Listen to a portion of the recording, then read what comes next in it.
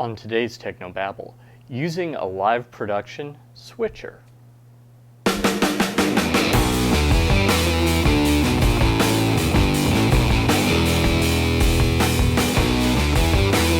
This is Tech No Babble, your weekly source for church video and graphics news, perspectives, tips, and tricks. And now here's your host, Paul Clifford. Hi, and welcome again to another episode of Technobabble. This is the show where every week I help you with video and graphic design for the church. My name is Paul Allen Clifford. I'm your host. So, in previous weeks, we've talked about other aspects of video, and you might notice that my surroundings are a little bit different. That's because I've come into my church just to show some of the stuff that I can't show in my home office, namely how to use a video switcher. So let's head over to the switcher, and I want to show you up close what all these buttons do. So here we are over at the video switcher, and there's a lot of buttons here. You might be very confused about it, but it's really straightforward. Once you understand one set of buttons, it gets really easy. So let's go through all the different things that you can do and some of the differences between these buttons. First off, you might notice that these buttons seem very old-fashioned, but that's actually on purpose because you get good tactile feedback with them. And when you're video switching for a live sporting event, for example, you really need to know that you have pressed a button. So it's good to know that I pressed it and the button lights up so that I can even glance over and know for sure. Thing number one. Next, let's talk about these three rows of buttons. Each is called a bus. So we have the preview bus that tells you what's coming up next. Normally what you would do is you would say standby camera 3, for example, and hit the camera 3 button. Or the director would do that and the technical director would hit the camera 3 button. Then they would head over to the transition area and do the transition. But we'll talk about that in just a second. The next bus is the program bus. This is what's actually happening right now on the screen. So right now I have camera 2 on. If something came up and I wanted to really quickly switch, I could absolutely just tap camera 3 here and it would cut to camera 3. That's not a problem, but I typically like to have a preview of what's coming up next. So I will put it in preview and then I will do my transition to make sure that I've hit the right button and it's as I expect it to be. Next, we have the MLE bus, or the ME bus. This is mix effects. So this is where you can choose between different things to use for the source of your key. We'll talk about that in just a second.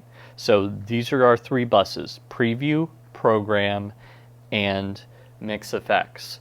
Next we have our transition section. We have the ability in the transition section to transition between just the preview and the program. Here it's marked as background. We could transition between our keys, so I can bring a key in either one of these two. I actually have buttons for 3 and 4, just our system doesn't actually use those buttons. So that's that. And something else you should know is you can mix those. So by pressing 2 at a time, you can get both the key and the background to be affected by either the T-bar, the auto trans button, or the cut, depending on which you choose. And let's talk about those. A transition moves from one thing to another. The most common transition is the cut.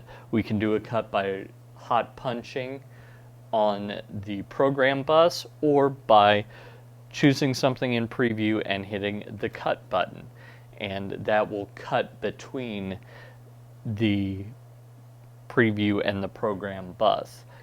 I can also use the auto trans button. You'll notice that there's a little number down here that says 20. That's how many frames the auto trans is going to take. So I hit that, it takes 20 frames, or either 2/3 of a second or 1/3 of a second, depending on if you're doing 30 frames a second or 60. Different system, but in this case 20 frames is how long that takes. Now if I wanted that to be slower, I could use the T-bar. This is shaped like a T, it's metal, T-bar. So I can use that and I can slowly move it there. And to get it back, I do the exact same thing. So that's what the T-bar does. It allows you to do some amount of movement and some amount of delay between your transition. By the way, you should know this isn't used as often anymore, but if you watch like 1970s American Bandstand, you'll notice that they kind of stopped a fade halfway through. They would take the T-bar, leave it about halfway, then pull it back out. So it's not spring-loaded or anything, you just have that possibility to do that.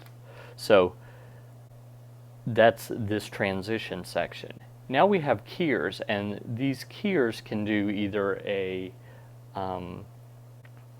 chroma key, a luminance key or luma key, or an alpha channel key.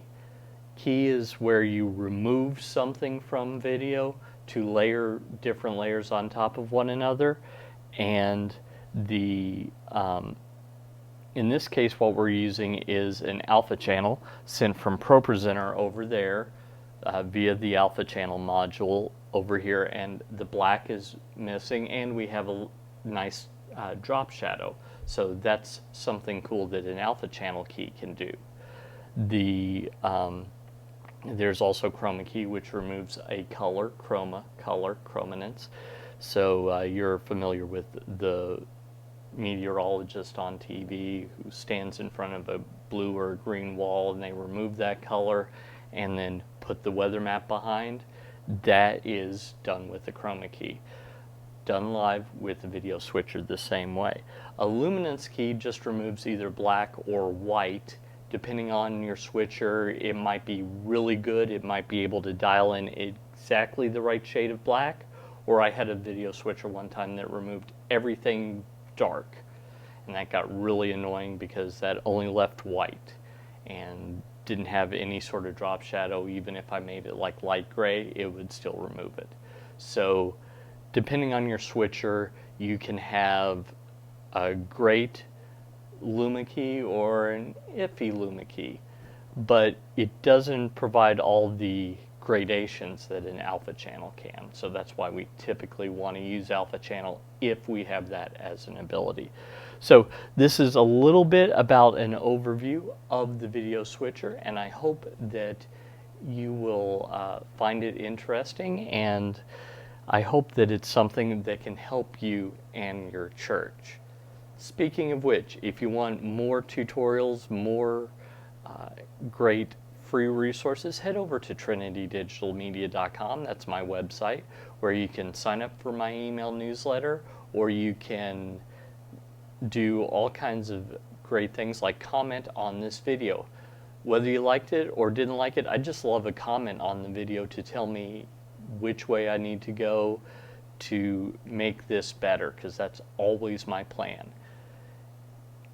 If you have any other questions, by all means, leave them there, and sign up for my email newsletter if you want more of this sort of content. Until next time, this is Paul Allen Clifford with TrinityDigitalMedia.com. Go out and chase the church.